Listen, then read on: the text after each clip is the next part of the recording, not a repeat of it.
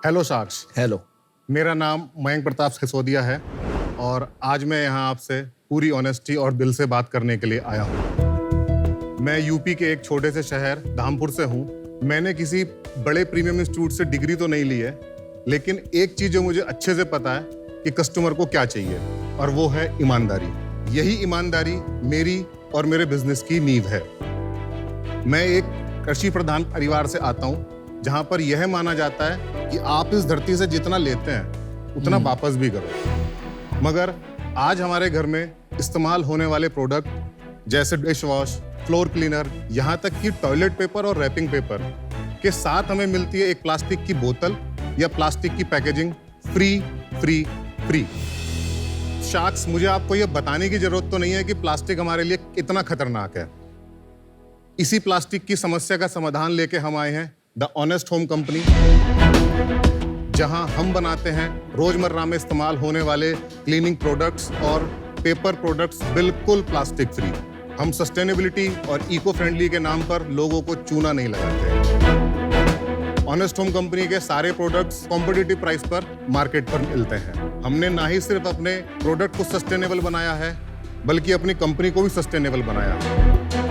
इसी वजह से हमने 2.25 करोड़ रुपए के इन्वेस्टमेंट पर किया है 14 करोड़ रुपए का सालाना रेवेन्यू।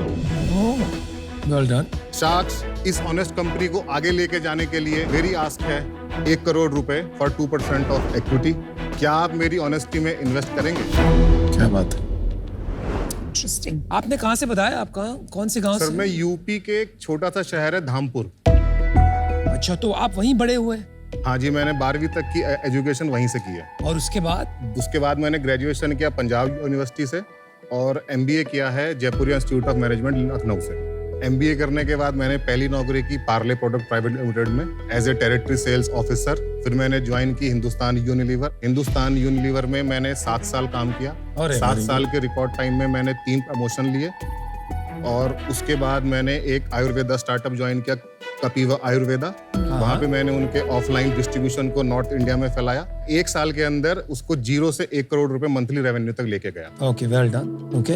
जब मैं कपिवा में काम कर रहा था तो एक बात जो मुझे हर जगह से मिल रही थी वो ये थी कि आप ऑर्गेनिक और नेचुरल इंग्रेडिएंट वाले प्रोडक्ट तो बेच रहे हैं, फिर क्यों इन्हें प्लास्टिक की बोतल में बेचते हो? दूसरा, होम एंड किचन कैटेगरी एक बहुत फ्रेगमेंटेड मार्केट है इंडिया में।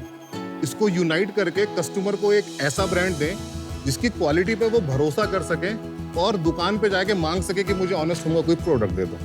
इस चीज के लिए मैंने 2019 के एंड में ऑनेस्ट होम कंपनी की शुरुआत की। और क्या ये ऑनेस्ट होम कंपनी आप जेसिका अल्बा की कंपनी थी? ऑनेस्ट कंपनी, उससे इंस्पायर होकर आपने बनाया कि क्या? नहीं सर, तब तो मुझे पता भी नहीं था कि ऑनेस्ट कंपनी जेसिका अल्बा की। जब उन्होंने मुझे नोटिस भेजा तब मुझे पता लगा। तो आप जीत गए, वो जीत गए। अब इंडिया में ट्रेडमार्क आपका है। हाँ। तो ये फेशियल टिश्यू जैसे आपने बनाया है, इसमें ये तो ऐसे ही डब्बे में टिश्यू आते हैं, इसमें क्या आपका स्पेशल है? मैं पहले पूरी बात बता देता हूँ सर। आप ऑनेस्ट हो। सर देखिए, हमने अपनी शुरुआत की थी food wrapping paper, aluminium foil, kitchen towel, facial tissue, इन सभी से। तो हमारा आज की डेट में भी मेजर रेवेन्यू वहां से आता है। उसके अलावा हमने हाउस होल्ड क्लीनर्स के अंदर कोई भी टॉयलेट क्लीनर है, फ्लोर क्लीनर है, डिश वॉश है, वो हमेशा एक प्लास्टिक की बोतल में आता है। एक बोतल खत्म हो गई, आपने 15 दिन बाद फिर से दूसरी बोतल उठा ली, तीसरी बोतल उठा ली। हम अपने घर में प्लास्टिक की बोतल को पाइल अप करते रहते हैं। उसका सॉल्यूशन है ये प्रोडक्ट। ये 25 ग्राम का पाउच है। ये आप आपके घर में जो 500 ml की बोतल जिसमें फ्लोर क्लीनर आता है, उसी बोतल के अंदर ये शैशे पोर कीजिए।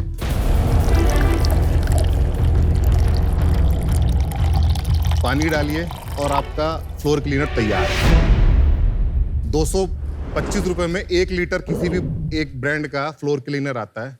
ये 1 लीटर आपका तैयार हो जाएगा 70 रुपीज में। कॉस्ट इफेक्टिव है। अमेजिंग। चलिए आपके प्रोडक्ट्स दिखाते हैं।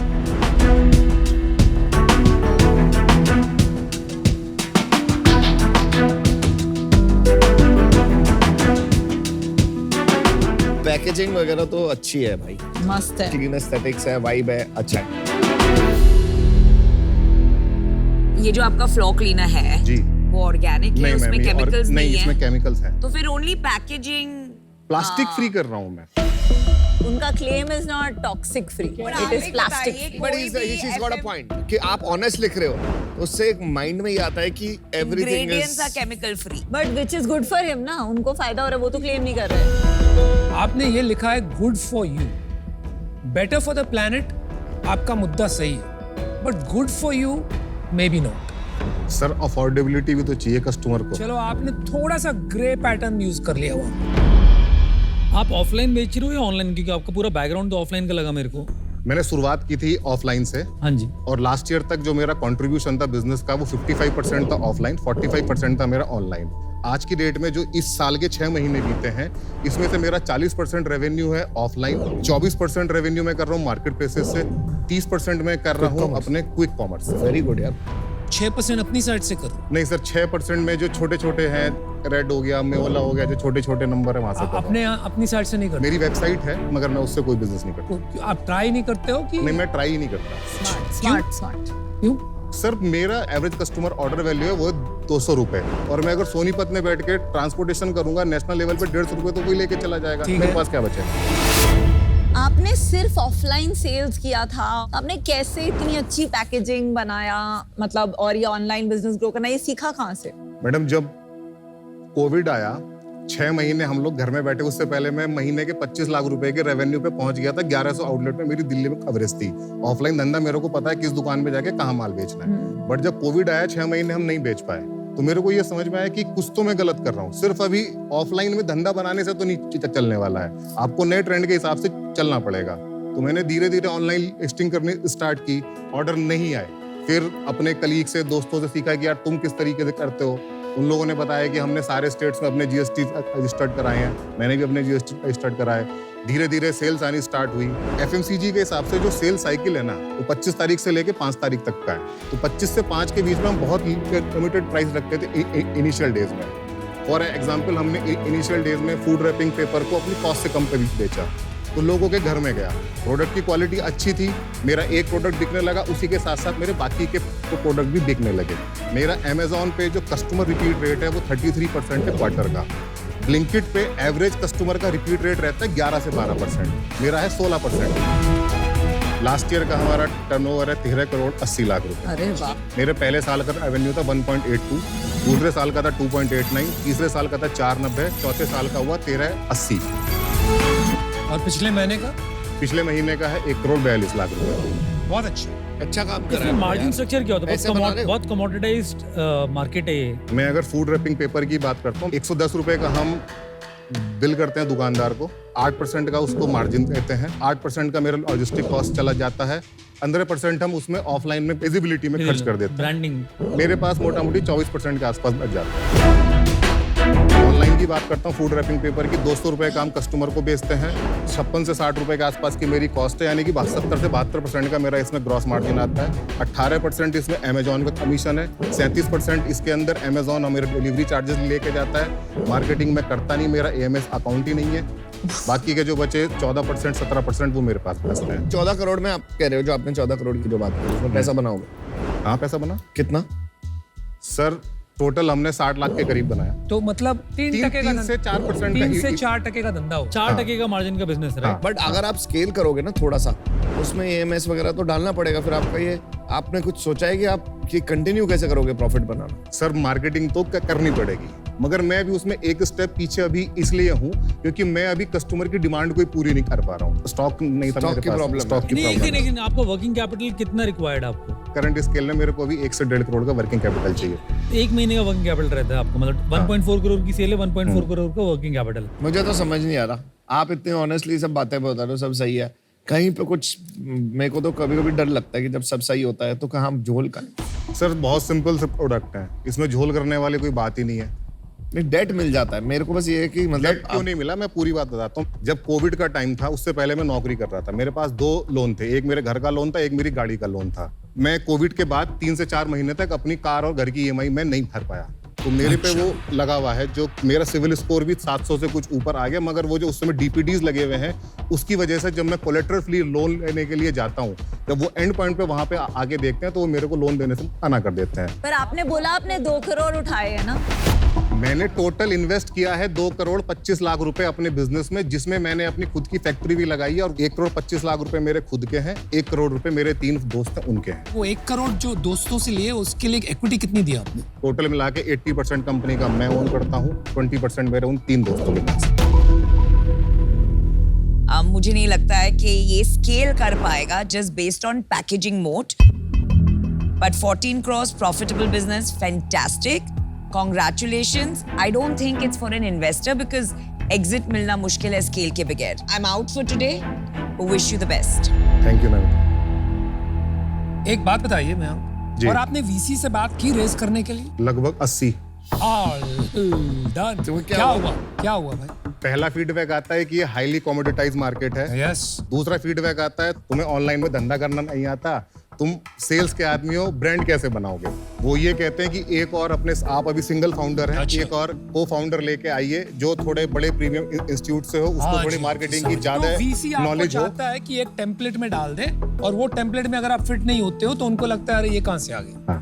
अभी सारी D2C कंपनीज को उल्टा बोल रहे हैं, ऑफलाइन करो, वहीं पे तो प्रॉफिट है। मैंने तो शुरुआत ही ऑफलाइन से की थी। भाई मैं आपकी इंडस्ट्री समझ गया, जी। इट्स इंटरेस्टिंग, एक्साइटिंग, अच्छी टाइमिंग है। एक सवाल है सिर्फ, 3 साल में आपकी स्केल क्या होगी, प्रॉफिट क्या होगी और कैसे होगी? सर 3 का तो नहीं, मैं आपको 2 साल का प्लान 2 साल का बताता हूँ। बता दीजिए। नो अगले प्रॉब्लम। 2025 तक मेरा ये प्लान है कि मैं महीने के 7 से 8 करोड़ रुपए के नंबर कर रहा हूँ।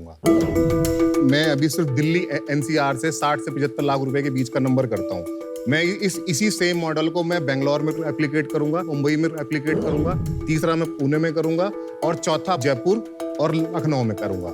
इस मॉडल से मैं महीने के 3.5 से 4 करोड़ रुपए के रेवेन्यू पे जाऊंगा। ओके।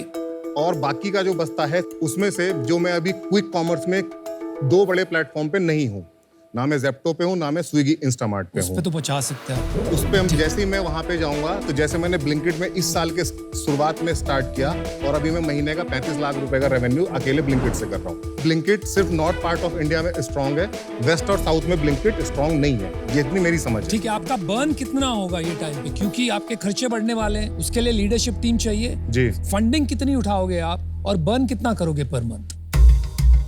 सर 100 करोड़ के नंबर तक जाने के लिए मेरे को 6 से 8 करोड़ रुपए की फंडिंग चाहिए। और वो तो वर्किंग कैपिटल होगा ना। वो भी मुझे लगभग वर्किंग कैपिटल के लिए ही लेकिन चाहिए। मार्जिन तो आपको 3-4% ही है ना, ये सब खर्चे नहीं लेके, तो मार्जिन सर नेट प्रॉफिट जी आपने मान लिया कि लीडरशिप टीम और ब्रांडिंग की जरूरत है, तो वो तो वही मार्जिन से आएगा ना।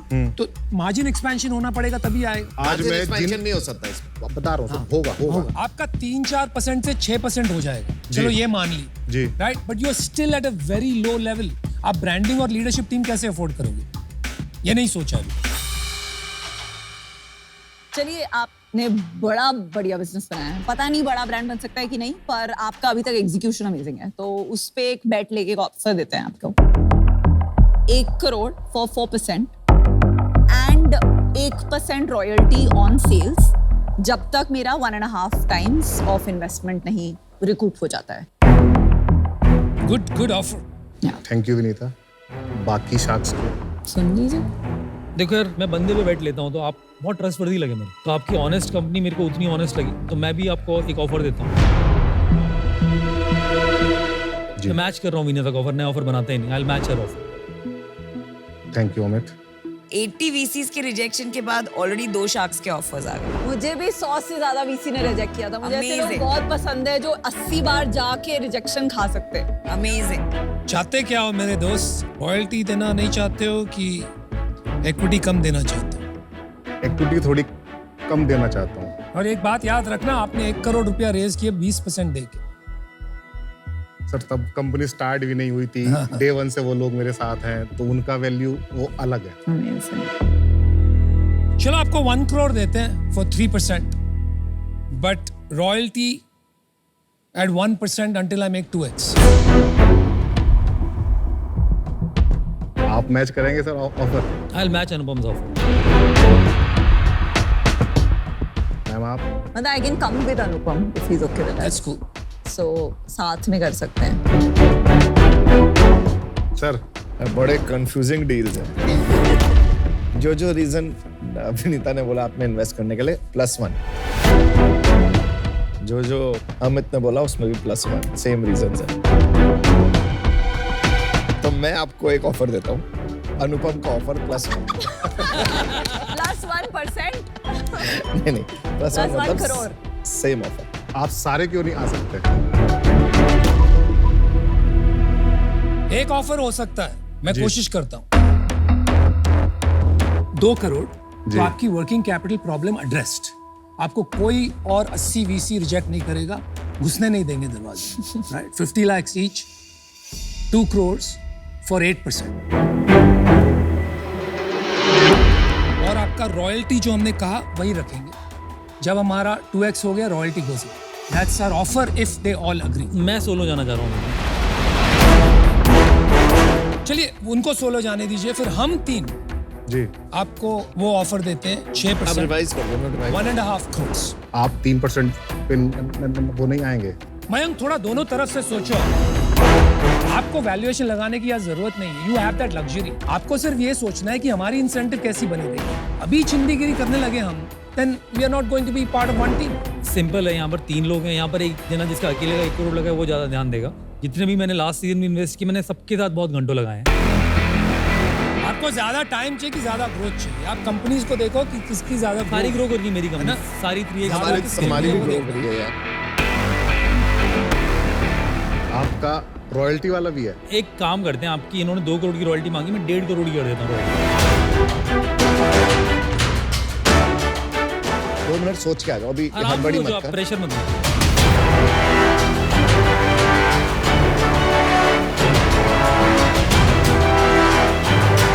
आप चारों आ जाइए, आप चारों आ जाइए।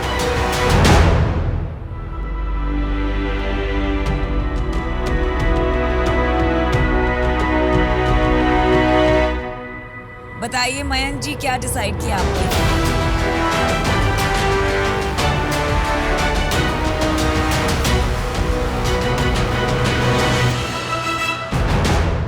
अमित, डील पक्की। Amazing, you made the right choice, my friend। क्या रॉयल्टी कम हुई इसलिए? अनुपम हो गया मल्टीपल पे तो नहीं जा सकते। अरे यार तू जब तक पहुंचेगा तब तक बात हो जाएगी। Congrats, bro। Well मजा आ done, गया। Amit। He's such a good founder।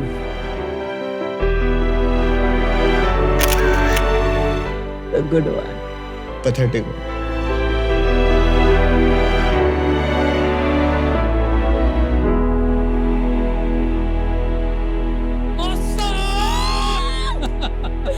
Good, आपने लास्ट अच्छी वो मारी। हाँ, बट ये पैसे भी बना के देगा। I know।